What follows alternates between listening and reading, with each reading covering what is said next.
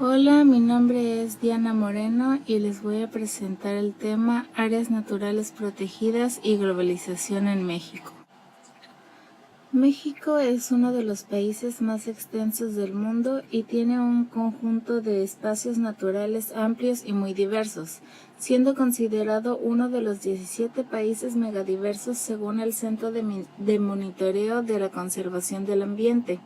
La protección de la naturaleza ha ido desarrollándose de una forma parecida al resto de los países occidentales, aunque mucho más tardíamente y sin estar tan claramente articulada como en muchos de los países europeos.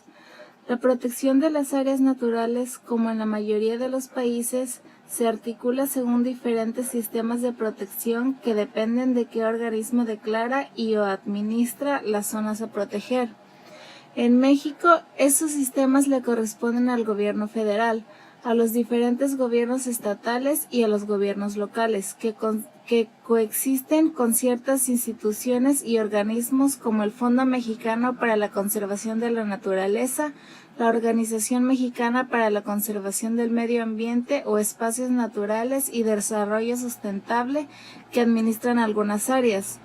Todos ellos utilizan diferentes denominaciones para proteger las áreas naturales. En total existen 182 áreas naturales protegidas federales bajo la administración de la Comisión Nacional de Áreas Naturales Protegidas, con una extensión de 908.395.20 kilómetros cuadrados. Por otro lado, se encuentra la globalización en México, que fue un fenómeno de apertura económica, política y social al exterior que tuvo lugar durante la década de 1990. El fenómeno comenzó a desarrollarse en 1985, con la apertura comercial, la supresión unilateral de aranceles y la eliminación de restricciones a la inversión extranjera directa. Durante esta etapa, la globalización contribuyó al crecimiento económico del país, favoreciendo el desarrollo de industrias como la manufacturera, la automotriz y la electrónica. Este también fue un periodo de intensa modernización tecnológica. La globalización permitió a México ganar presencia en los mercados financieros internacionales. Asimismo, los numerosos tratados de libre comercio firmados por el país le han permitido aumentar sus exportaciones. Sin embargo, la globalización también provocó el aumento de la desigualdad en el país.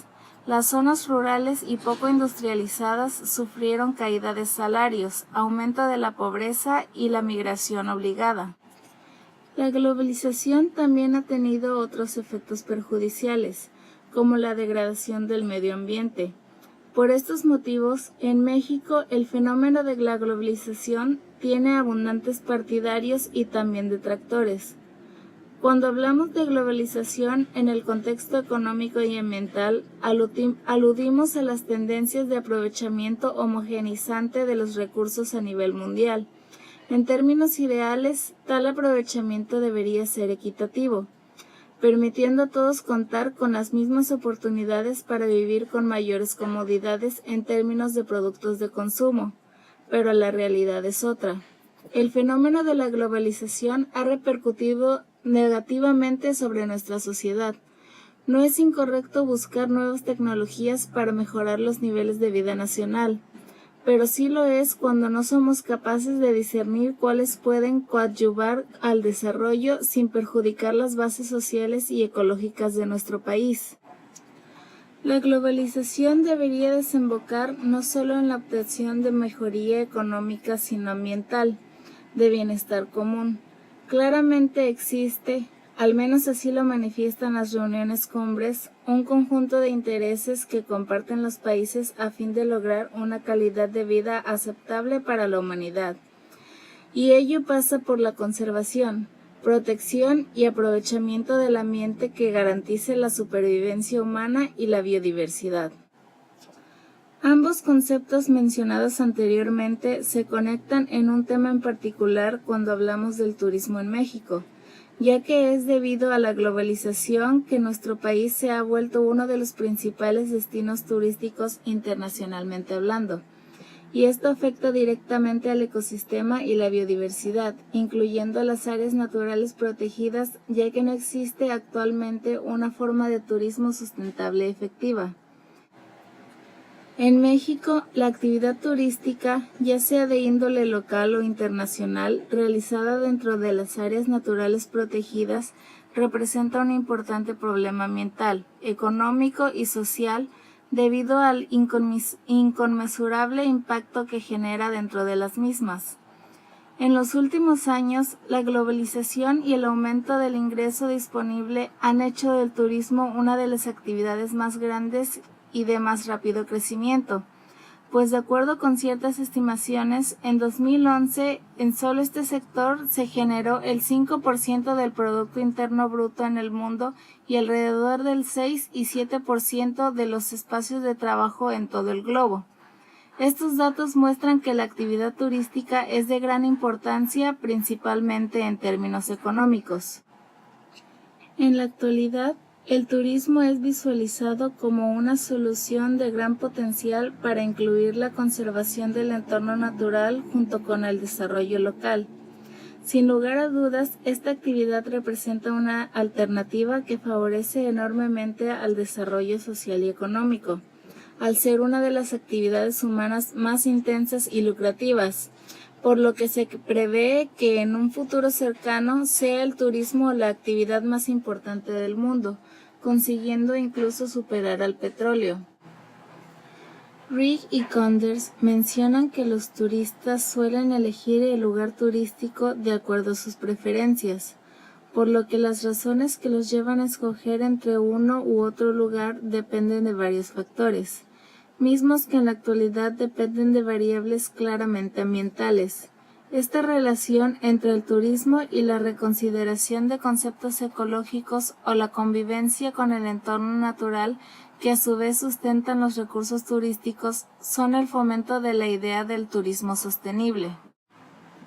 En México, el ecoturismo ha experimentado una tasa de crecimiento anual del 25% en las últimas 2 décadas. Es un tipo de turismo que pretende poner al visitante en contacto con la naturaleza y preservar el medio ambiente, además de ser importante para mejorar el bienestar de las poblaciones locales, pues resulta una importante actividad complementaria para la subsistencia. La península de Yucatán es uno de los destinos turísticos más populares en Mesoamérica, por lo que existen amplias oportunidades para desarrollar una industria de ecoturismo robusta y sostenible mediante la capacitación y las inversiones adecuadas. Las ventanas se basan en servicios de hospitalidad para visitantes a sitios con atractivos naturales. Los servicios son principalmente alimentos, alojamiento y participación en actividades recreativas. Los grupos de productores tienen niveles emergentes de organización. Algunos tienen personalidad jurídica y otros no. Algunos son propietarios de tierras mientras que otros solo tienen acceso legal a los recursos. No existen asociaciones de segundo nivel. Casi ninguno cumple con estándares de calidad certificables. Casi todos funcionan en condiciones financieras críticas. Es mediante la forma de turismo sostenible que se tiene como objetivo minimizar el daño ejercido sobre el ambiente, maximizando los beneficios económicos y generando a su vez un mayor bienestar social. El turismo sostenible generalmente suele llevarse a cabo en las áreas naturales, áreas en las que el consumo de los recursos puede ser consultivo o no consultivo. El turismo ecológico, idealmente hablando, facilita el uso sustentable de los recursos, donde el hombre entra en contacto con el entorno. La aventura por descubrir permite visitar sitios fascinantes. Son infinitas las actividades al aire libre. México es un país que, por su situación geográfica, es un enorme núcleo de posibilidades para la práctica de este tipo de turismo, principalmente en sus áreas protegidas, de las que contamos con algunas de gran belleza y atractivo. En México, la CONAM presentó para el manejo y gestión del turismo sostenible la Estrategia Nacional para un Desarrollo Sustentable del Turismo y la Recreación en las Áreas Naturales Protegidas de México, así como el Programa de Turismo en Áreas Protegidas 2006-2012.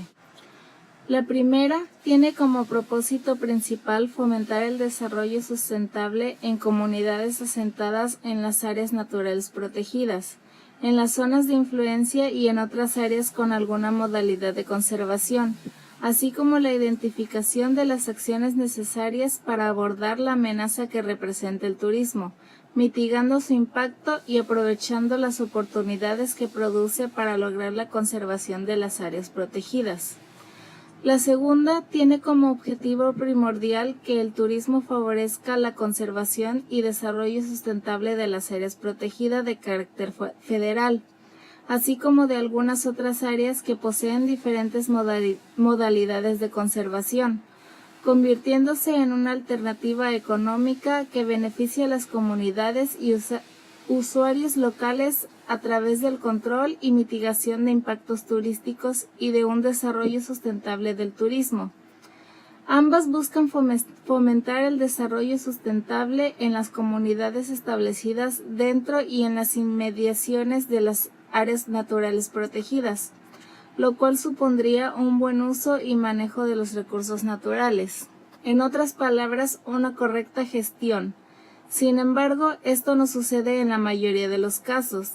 Estos documentos no siempre son llevados a cabo a la práctica o en el mejor de los casos lo son, pero no de manera adecuada, lo cual supone muchas veces la nula obtención de los resultados positivos que beneficie tanto al ambiente como a las comunidades y demás involucrados. Apostar por el turismo puede hacernos perder inclusive cuando los destinos cuenten con todo lo que un turista desea: arena blanca, mar, sol, tranquilidad y arrecifes increíbles. A pesar de todo eso, las comunidades donde se encuentran esos puntos turísticos no logran obtener los recursos necesarios para subsistir. A finales de los años 60 comenzó la planificación para crear en México los polos de desarrollo turístico que atrajeran inversión e impulsar el crecimiento económico de las zonas aisladas del país. Estos polos se nombraron Centros de Integración Planeados y fueron administrados por el Fondo Nacional del Fomento al Turismo. Al ver el éxito económico obtenido por los primeros centros, impulsado por el crecimiento de la globalización, se iniciaron planes para construir más centros y agregar más instalaciones a los ya construidos.